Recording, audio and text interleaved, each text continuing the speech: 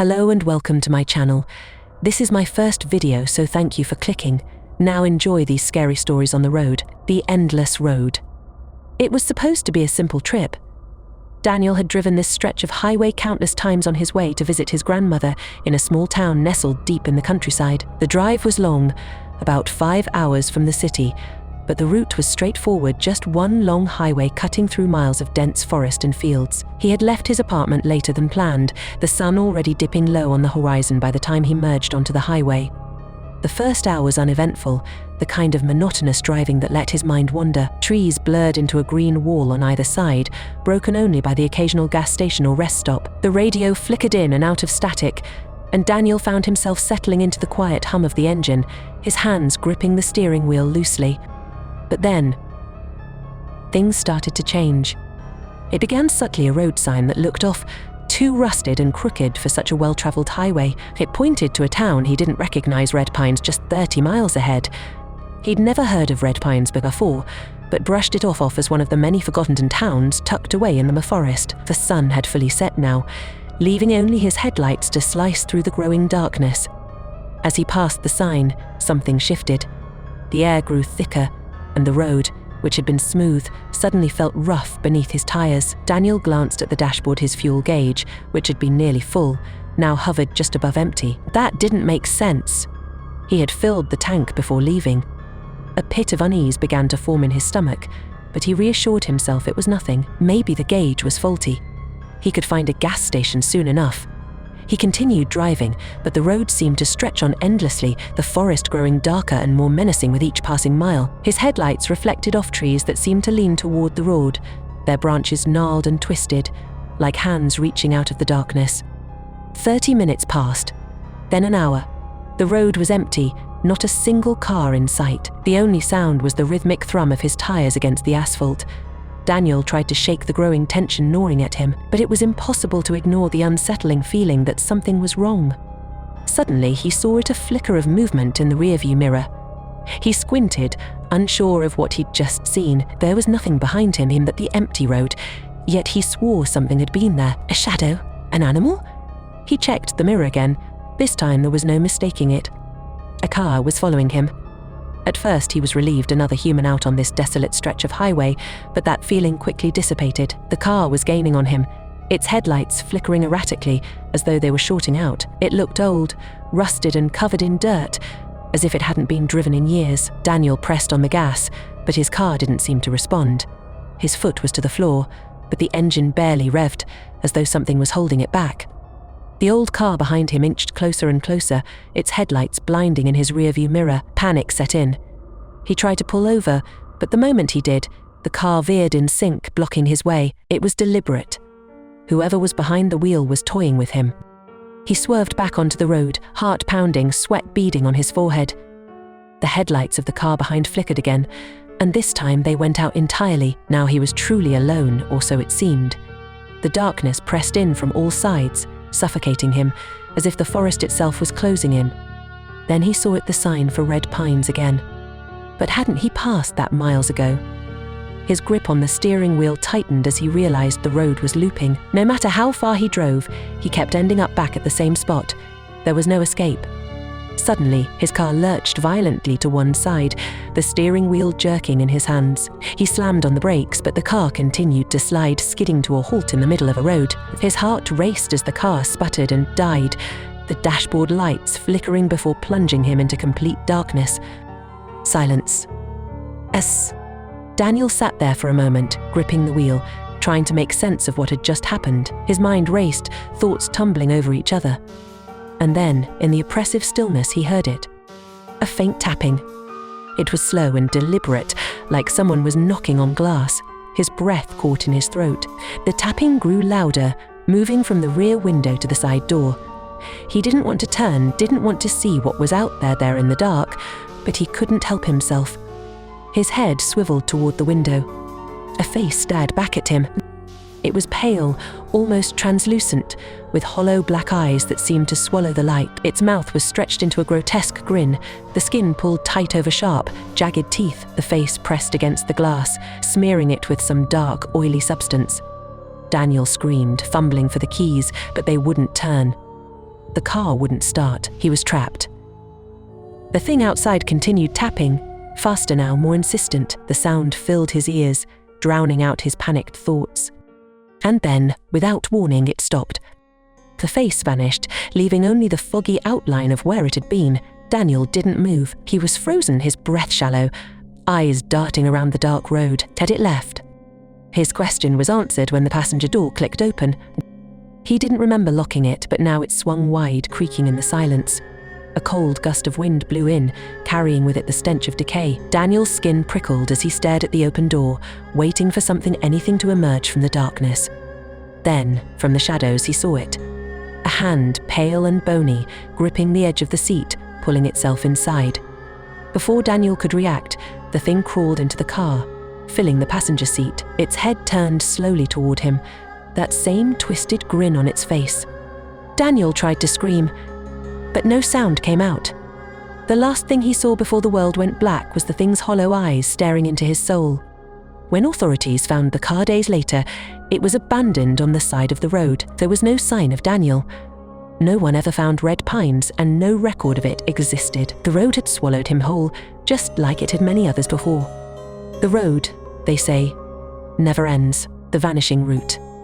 Alex and his girlfriend, Sarah, were on their way to a friend's wedding in a remote town upstate. The directions took them off the main highway and onto a desolate country road that stretched on for miles, with no other cars in sight. Their GPS signal flickered in and out, but it didn't seem like a problem. They had plenty of time, and Alex was confident they'd reach the town soon. The trees on either side of the narrow road grew denser, their branches bending over to create a tunnel-like canopy. The first sign that something was wrong appeared just after sunset. A battered road sign loomed out of the darkness, its lettering faded and barely readable. Route 66C it read. Neither Alex nor Sarah remembered seeing it on the map, but they assumed it was just one of those back roads. Alex brushed off the uneasy feeling creeping into his chest and kept driving. Minutes passed, then an hour. The road remained the same, winding deeper into the forest with no sign of civilization. The sky darkened, and the headlights of their car cast eerie shadows on the trees, making them seem like twisted figures reaching out from the dark. "We should have hit the town by now," Sarah said, her voice tight. She glanced nervously at her phone, still showing no signal. Alex's grip tightened on the wheel. "Yeah, we should have, but I haven't seen any signs to turn off, just more trees." They drove on in silence for another 30 minutes, the road stretching endlessly before them. Then, up ahead, a dim light appeared. "Finally," Alex muttered, relieved. As they approached, the light grew brighter, illuminating what appeared to be a small gas station. Its flickering neon sign read Earl's Gas Repairs in rusty red letters. The place looked old, like something out of a forgotten era, but it was open. And that was enough for them. Alex pulled in and parked the car. "I'll ask for directions," he said, stepping out. The air was cold and still, unnaturally quiet except for the hum of the flickering neon. Inside the station, a single figure sat behind the counter, a middle-aged man with sunken eyes and a dirty cap pulled low over his face. The walls were lined with dusty shelves, and the smell of gasoline mixed with mildew lingered in the air. "Evening," Alex began. "We're kind of lost. We're supposed to be heading to Westbridge, but the GPS cut out. How far are we?" The man behind the counter didn't respond right away. He just stared at Alex, his eyes dull and glassy, as if he hadn't spoken to another person in years. "Westbridge, huh?" the man finally said in a low, gravelly voice. "Ain't nobody been through there in a long time." Alex frowned. "What do you mean? We've been driving for hours." The man shook his head slowly. "You're on Route 66T now. Once you're on it, you don't get off." Alex blinked, confused. What the hell does that mean? But before the man could answer, the lights in the station flickered and went out. The hum of the neon sign outside cut off, plunging everything into darkness. "Great," Alex muttered, pulling out his phone for light. "Just great." As he turned to leave, he heard something behind him. A faint, dragging sound, like something heavy being pulled across the floor. He whipped around, shining his phone's light, but the gas station was empty. The man was gone, leaving only an open door behind the counter. "Alex, let's go," Sarah shouted from the car, her voice tight with fear. He hurried out of the station and jumped into the driver's seat. As soon as the car's engine roared to life, Sarah locked the doors. "There was something wrong with that place," she said, eyes wide. Alex didn't need to be told twice. He threw the car into gear and sped off, back onto Route 66C. The gas station disappeared into the night behind them, swallowed by the darkness. But the road was different now. It wasn't just that it felt longer, it felt wrong. The trees seemed to close in even more, their branches scraping the car like claws. The air grew colder, and an unnatural fog began to roll in, thickening until the headlights could barely cut through it. "I can't see a thing," Alex muttered, his hands gripping the wheel. Then, out of the fog, a figure appeared. A woman, standing in the middle of the road. "Jesus!"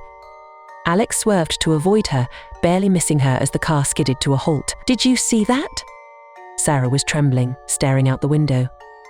"Who was that? There's no one out here." Alex looked in the rearview mirror, expecting to see the woman standing there. But there was nothing, just the empty road, stretching behind them. He looked ahead again and froze. The same woman was standing in front of the car. She was closer now, her pale face illuminated by the headlights. Her eyes were wide and hollow, and her mouth hung open as if she was silently screaming. She wore a tattered dress that fluttered in the cold breeze, and her hands were outstretched toward the car. "Alex, drive," Sarah whispered, her voice shaking. But Alex couldn't move. The woman's eyes locked onto his, and he felt something pulling at him, something cold and ancient. It was as if the road itself was alive, keeping them trapped in its endless loop. Suddenly, the woman vanished, dissolving into the fog. Alex slammed the gas pedal, the car lurching forward as they sped down the road, faster and faster. They drove for what felt like hours, but the road never changed. The fog thickened, the trees pressed in, and the oppressive darkness surrounded them. Every so often, Alex swore he saw the woman again, just a flicker at the edge of the fog, watching, waiting. And then, they saw it. The gas station. Earl's Gas Repairs. They had come full circle. "No," Alex whispered, his heart pounding. "No, this can't be right." But it was. The same flickering neon sign, the same battered pumps, the same desolate stretch of road. Sarah was crying now, clutching at her seatbelt. "We can't be back here. We can't." Before Alex could respond, the car's engine sputtered and died. The headlights flickered and went out. They were plunged into darkness once more, the fog swirling around them, thick and suffocating. And then, from the shadows, came the sound of dragging footsteps. They were not alone. The end. Please like, share and subscribe this channel for more such scary and bedwetting stories.